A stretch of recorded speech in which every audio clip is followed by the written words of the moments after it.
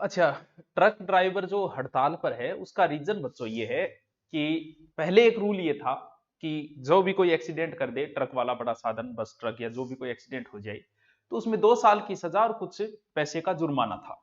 अब जो नया रूल लेके आई है भारत सरकार, तो नए रूल में ये आया है कि अगर एक्सीडेंट करके भाग जाए या एक्सीडेंट हो जाए बड़ी गाड़ी से, ट्रक ट्रक से, तो उसमें 10 साल की तो सजा कर दी और जुर्माना भी लाखों में कर दिया।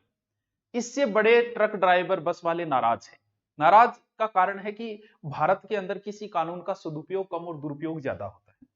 आप जब भी देखोगे साधन के अंदर अपने फिक्स मेंटलिटी है कि बड़े साधन वाले की गलती मान लेते हैं।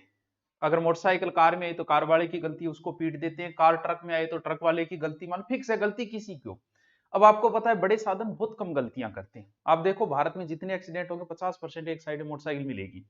बड़े साधन बहुत कम गलतियां करते हैं। आपको पता है ट्रक सांप सीढ़ी ओम फोपो करके तो चला नहीं सकते, वो आराम से अपनी लाइन में चलते। अचानक से उनके आगे साधन आ जाए तो इतने हैवी होते हैं कि ब्रेक मारना ही बड़ा मुश्किल हो जाता है।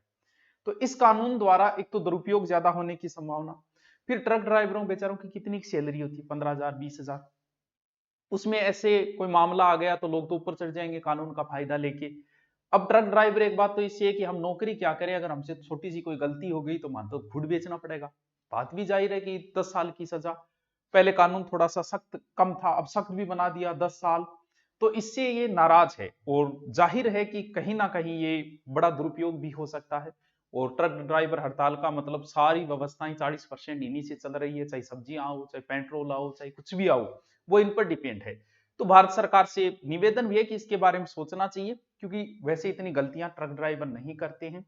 और आगे वाले की गलती हुई तो भी फिर फंस तो बेचारे ये गए। इस वजह से विरोध कर रहे हैं कि थोड़ा सोचा विचारी करनी चाहिए भारत सरकार को, इस वजह से ये हड़ताल के ऊपर है।